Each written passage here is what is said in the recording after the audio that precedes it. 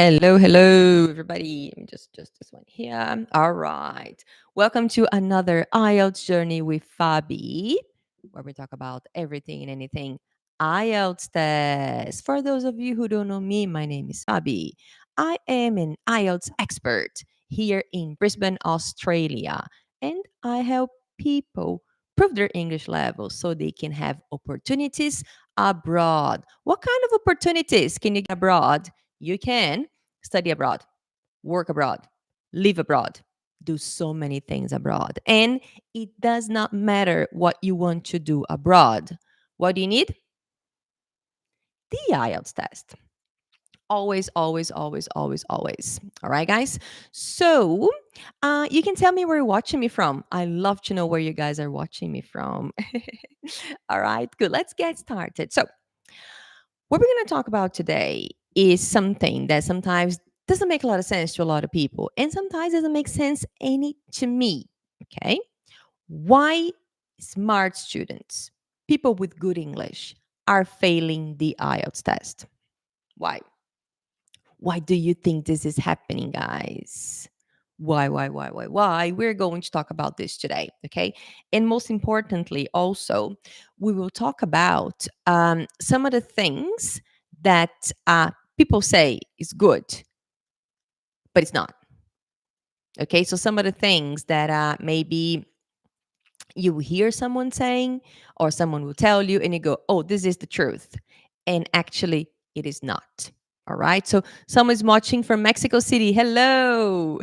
What time is it in Mexico? I think it's about lunchtime.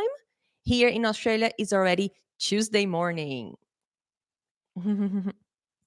Already Tuesday morning. Cool. All right. Okay. Keep telling me where you're watching me from. I love to know where you're watching me from. All right. Cool. So let's get started. So, let me. Where is it? Okay. So, one thing I feel, well, throughout my journey as an IELTS teacher, right, I always find people doing extremes. Okay. I find people studying too much for the test, and I find people studying too much English. Okay.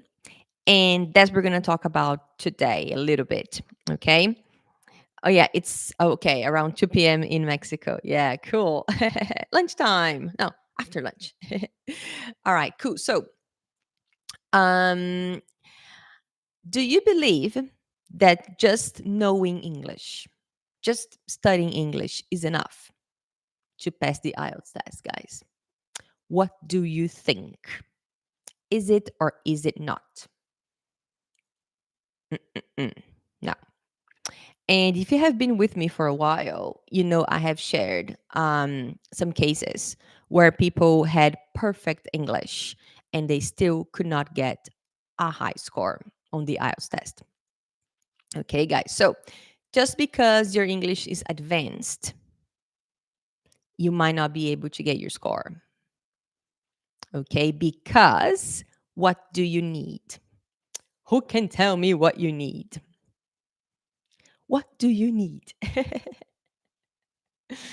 Well, if you are, okay, if you are just studying English, you don't know how the test works. Unfortunately. Okay, unfortunately, you will not know how the test works. And I think I mentioned to you before, I had some students, they were fluent, perfect English.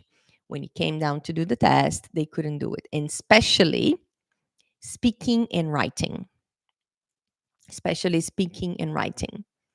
All right. Because, again, we need to know what the examiner wants. So it's not about writing, it's not about answering the questions.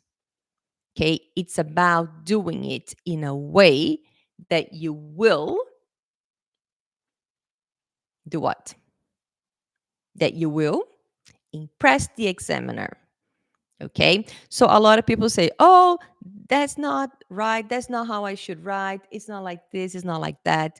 And I always say, well, with my students, for example, I don't work against the IELTS test. We work with the IELTS test. Okay. What do they want? They want this. So we will do this. Okay. Because if we don't do this, then we're going to get a low score. So even people with good English, if they don't know what the examiner wants, then they will not succeed. Okay, guys, I have a comment here. I'm studying English by myself and I don't believe that I'm very good or fluent. Okay, yes. That's one of the things. Yes, guys. So I admire a lot of people who study alone. I admire. Okay. However, just like Carlos mentioned, I bet that your speaking is not very good. Carlos, what do you think? Yeah, you said you're not very fluent. Possibly Carlos' speaking is not very good because he's studying by himself. Carlos, who do you talk to in English? Okay, guys, so that can be a problem. All right. So I admire people who study by themselves, which is pretty cool. Okay. I think that the people who have the willpower, okay, and the motivation to study alone, that's pretty good. However, like I just said today with the IELTS test, let's say you decide to study by yourself, you want to focus on your English. Mhm. Cool. You're probably making some mistakes, but you don't know what they are because you don't talk to people. Okay. Or the people who study for the IELTS test by themselves. That's another problem too, because then they don't know what they're doing wrong and what they're doing right. Okay. And with my students, with my method, that's one of the most important things that I do. We work together. Okay. And we always check what they're doing right and what they're doing wrong so we can improve. Okay. Yesterday, I spoke to a new student of mine, and the student said, look, I know I really want to get the score. And I started looking for things on the internet. And then I got really lost. And I just need someone to guide me. I was like, that's the right thing to do. The best thing to do. Okay, you go ahead and you try. Okay, and you get someone to help you.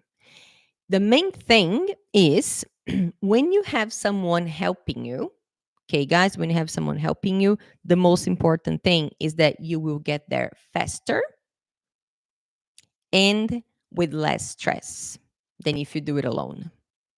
That's one of the main things. Okay. And for example, what are we talking about?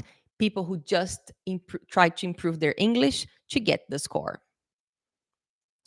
These people, they forget that the IELTS test is a test. They forget that the IELTS test has a pattern. They forget that the IELTS test has a structure.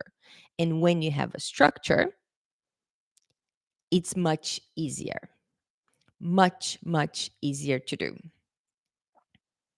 Okay, guys, much, much easier when you have a structure to follow with the test. All right. So, Carla's another question. I tried to write it and I tried to speak with AI, not IA, AI. Yeah, guys, I know you write intelligence artificial. Yeah, but in English is artificial intelligence. So every time you're going to talk about artificial intelligence, it's AI, not IA. Okay. So I tried to write and try to speak with AI, and it's very good tool to practice by yourself. Yes, I agree. But still, Carlos, I think you need to talk to real people too. Okay. I've been helping my students to practice with AI too, but still, the feedback you get, like, it's not that good. I think we've shared this, but I've shared this with you guys before. Using AI for feedback for the IELTS test. Okay. No, don't say you're sorry, Carlos. Don't have to say you're sorry. Okay. I'm just here to help you. And I'm very, very happy you're sharing this with me because I can help you.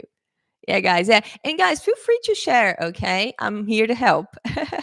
But I'm very honest, So you share something with me Okay. And then if I don't think it works, I'll be very honest with you. Okay. And again, uh, why do I share my opinion? Because I have seen a lot of people and I've tried it myself. I think about 2 weeks ago, I spent my Saturday morning just talking to AI to help so I can learn, so I can help my students. And yes, talking to AI is pretty good, but you still don't get the feedback. Well, you get feedback, but it's not good. Like when the AI gives the feedback, it's not like I would talk to my students for speaking or writing. It's not straight to the point. It's not, they don't pinpoint exactly what you need to do. Talking to it, perfect. But again, you're still missing some of the feedback. Okay. Carlos says something else. I just get a new friend from USA and I try to speak with her every time that we both have time. Perfect. That's the best thing. And Carlos, I don't know if your friend is correcting you. You should ask your friends to correct you. Yeah. Mm-hmm. Okay, guys. Yeah. So if you have friends who speak English, that's amazing. Okay. Oh, there's a message here on YouTube. Thank you. You're welcome. Okay, guys. Yeah. So again, and if you're talking to friends, okay, who have better English than you, ask them to correct you. Because that makes a big difference. Because otherwise, what I see a lot is people have been studying IELTS for a long time, or sorry, studying English for a long time, and they have those same mistakes. And if you keep repeating the same mistakes over and over again, it gets really, really difficult to correct the mistake. And you're going to make the same mistake forever and ever and ever. Okay. And I'm very good at picking on these mistakes that my students make all the time. And I go, don't say that. And they go, oh, sorry, Fabi. Okay, guys. And again, that's something that you get with a teacher. I don't think you can get that with AI. So, again, guys, I feel that these tools are here to help, but not to replace anything that we do. But of course, they're here to help, but not replacing. Okay, cool. All right. So, yeah, so we're talking about the fact that just studying English will not give you the score.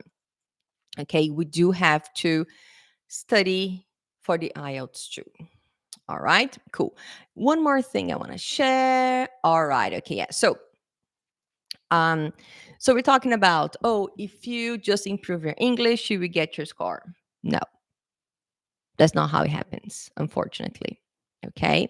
And then there are other people. Actually, I think last week I was here talking to you, and then someone said that to me. Uh, you don't need perfect English to get a good score. No, no. In your opinion, guys, what's a good score on the IELTS test? In your opinion, you can put in the chat. What is a good score in your opinion? 5, 6, 7, 8. What do you think? To me, a 6 is already a very good score. A 6. Why?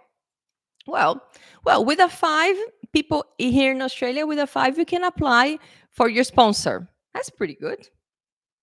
With a 6, you can go to lots of universities here. You can do lots of courses here. Good. But then, of course, with a 7, you can do some specific things. Like if you want to work with health, you need a 7. If you want to work with health, you need a 7. Okay. So to me, a 6 is a very good score. And do you know what level it is? A 6 on the IELTS test. What level is it? Do you know? Upper intermediate, B2, fluent. So if you can communicate, you might be able to get a 6 on the IELTS test. If you can communicate well, you get a 6. How good is that? Okay, so when you get the 6, and a 6 is a good score. And I have to be very honest with you. If you have really good strategies, you can get a 6. With really good strategy, you can get a 6. So you don't need perfect English. Not at all. Okay? So just think about that. Okay, guys. So you don't need perfect English. Yes, you need English. Yes, you need to improve your English. With my students, what I do is, especially with writing, I always tell people, if you want to know the grammar mistakes you make, just start writing in English. Okay. So the grammar, the writing part of the IELTS test is the part where uh, your grammar really shows. So what do I do with my students? I give them feedback, right? They do a writing and I give them feedback. So when I give them feedback, they know their grammar mistakes. And what do? They improve that. So they don't need perfect English. They just need the English that they need to get the score. And if they're not there yet, we just work on the mistakes and we try to improve. And that's why you don't need perfect English.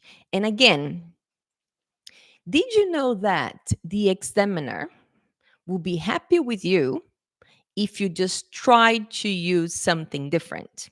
Like, for example, when it comes to the band descriptors, I don't know if you guys know about the band descriptors. So remember, when you do the speaking and the writing part of the IELTS test, the examiner will check it.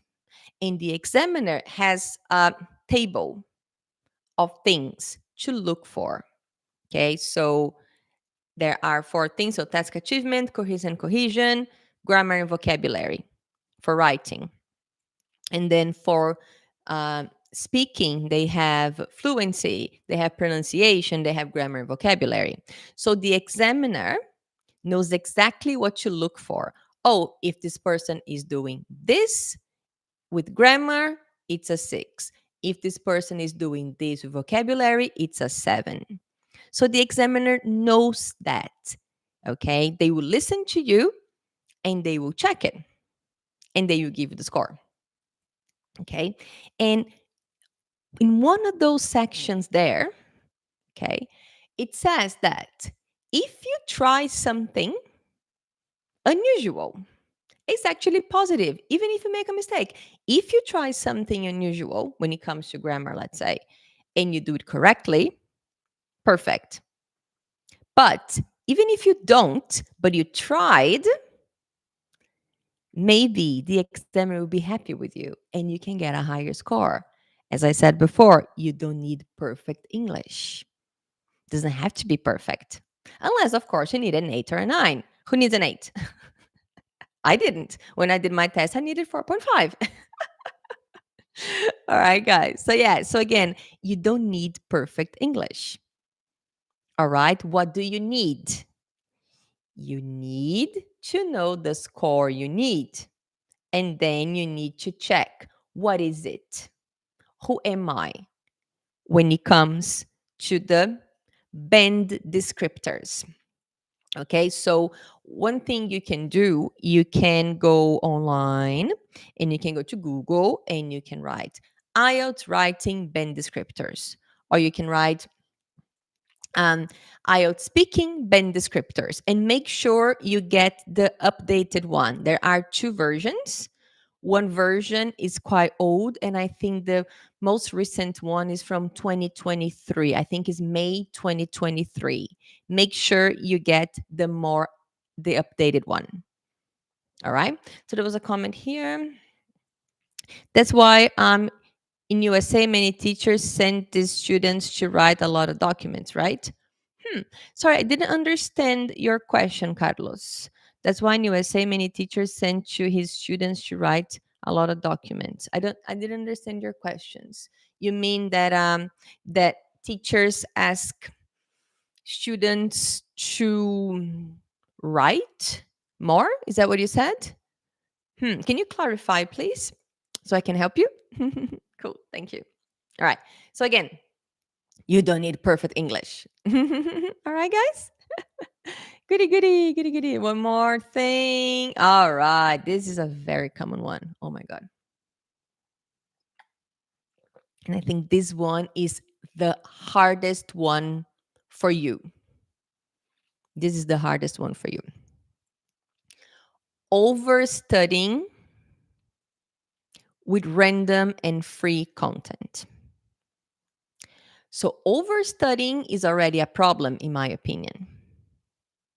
Okay. Overstudying with free content is even worse. Okay. Like I said before, guys, with this video that you're watching right now here with me, okay, this is not gonna help you pass the test. This is not. I'm sorry. Okay. I'm here to share information so you can do the right thing. But if you watch this video, this is not gonna make you pass on the test. I'm very honest about, you know that. I always say that. If you watch my videos, you get a lot of information so you can do the right thing. And of course, that will help you pass the test in the future. But just watching this video, no, it's not going to help you. I know that because I have a course and I teach my students how to study for the Ielts test. I do. Okay. And that's how you pass the test. I'm here to share information with you so you can do the right thing, so you can make your decisions, because a lot of people are not talking about this.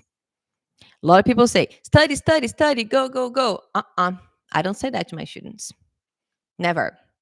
It's not how you study. It's not you study a lot.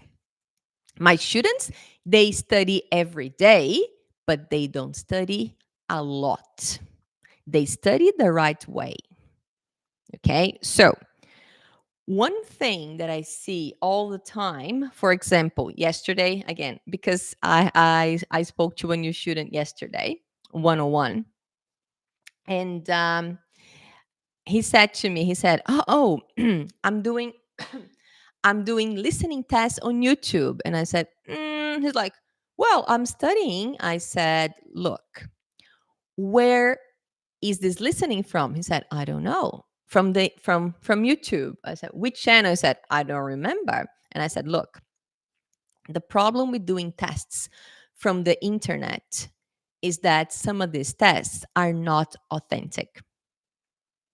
What does that mean? It means that these tests, they're not real tests. So you go online, you go listening IELTS test, and then you go to YouTube and you see listening IELTS test. And then you get the test, right? And you start doing it. And you get a 7 and you get all excited. And then you do it again and you get another 7 and you go do the test and you get a 5. Why? Why did this happen? Probably because the test you were doing was not authentic. It was too easy. Or the opposite also happens. You find random tests online and you try it. And then what happens? You get a really low score and you get disappointed. Okay. But then what's happening is you're not getting the right test, the authentic test.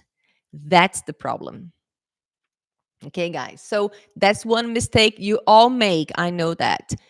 When people become my students, I forbid them to watch videos about the IELTS test because I feel that my method is quite unique. Okay, guys, my method is unique. So the way I teach IELTS is very different from most teachers out there. So my method is very, very different. So when people start studying with me, everything I tell them sounds very different. And then if they go online and they look for things that are the opposite of what I'm saying, they're going to get confused. And on the day of the test, this happens all the time. On the day of the test, the students don't know what to do. They don't know if they follow my advice. They don't know if they follow the YouTube advice, random YouTube advice. That's it. Okay, guys. So, what I'm saying to you is I know that when you are online, it feels like you're studying. When you're watching videos, it feels like you're studying. But that's not studying. That's not studying. Okay. I would say if you go online to get information, to know more about the test, that's fine, but that's not studying. Okay, at all. at all, at all, at all. Just an example. It's just a simple example. I yesterday I started listening to a podcast. Yeah, I'm a little bit like that, right? So I see something and then I do my research and I get to more things and more things. So I just saw like a quick reels on Instagram and I was like, huh, this is interesting. And then I knew the guy who was interviewing the other guy. It's like, oh, I know this guy. I like his podcast. So I'm going to look it up. And then I found the podcast, 2.5 hours long, so long. I was like, I'll give it a go. And I started listening. I was like, huh, that's pretty cool. And I listened to it. I'm almost finished now. It was very interesting topic. I was listening to it. I was like, cool. I was like, you know what? I'm gonna look the guy up and I think I'm gonna buy his book. And then I'm probably gonna buy the guy's book because it was so interesting. Everything he was saying was so interesting. But what did I do? Just the fact that I saw the short reels doesn't mean that I know about the topic.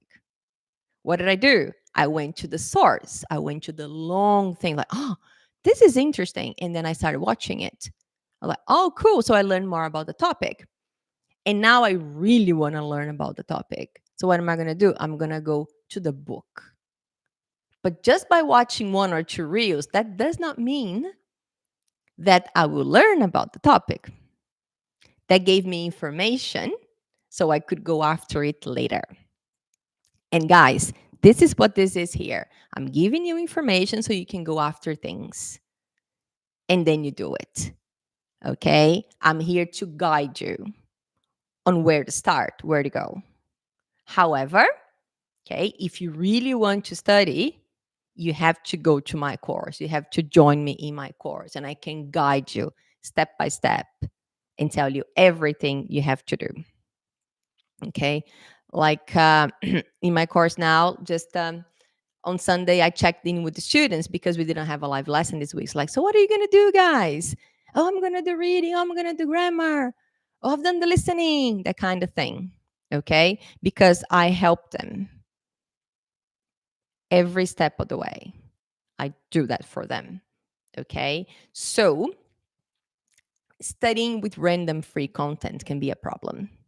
If you deal with it as information, that's fine. But really, really thinking that you're studying, I don't agree with that, personally speaking. Okay, guys. So that's my personal opinion on that. I think I missed a question here. Oh, yeah. Sorry. Carlos said, for me, it's the first time that I take a class with you, but I hope to be here often. Oh, yes, Carlos. Thank you, Carlos. Yes, I'm here every Tuesday and Thursday. I'm here every Tuesday and Thursday. And again, so Carlos, your first time here, you can head to my YouTube channel and you can watch everything that I've done. Yeah. So I always go live on YouTube and Instagram. Yeah, some people for Instagram, others for YouTube. I'm a YouTube person. Yeah, I'm always on YouTube watching stuff. So I prefer YouTube. And the good thing about YouTube, not today, but sometimes I share my screen. So YouTube is the best one. Okay. So we're talking about just using free content. And another thing that people do sometimes, guys, overstudying. Studying too much. Yes. It can be a problem. Studying too much can be a gigantic problem. All right. So, again, I'm just going to give you an example of a student that I helped recently.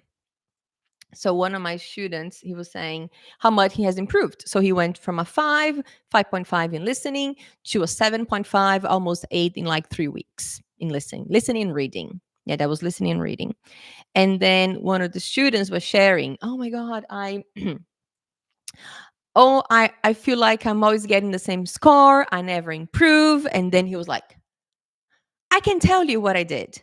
Fabi told me, and then I did it. Like, okay, cool. What did you do? He's like, when I was doing test after test after test after test, I wasn't improving.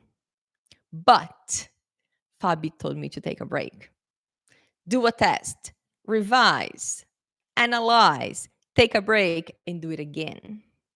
That's when you improve. Guys, we are not machines. We are not ChatGPT that you ask the question and the answer comes like that. No, we need time to absorb the information. We need time to reflect. That's why sleep so is important, right? People say that we actually learn when we are sleeping because when we go to bed, we process all the information that we had during the day. That's why people say that you learn in your sleep. Okay, lots of people say that. So yeah, that's why. So we need time to think about it, especially when I'm teaching, let's say here in Australia, in Brisbane, when I'm teaching. Sometimes I teach a new grammar point and a student goes, teacher, I don't understand. I said, go home, do the homework.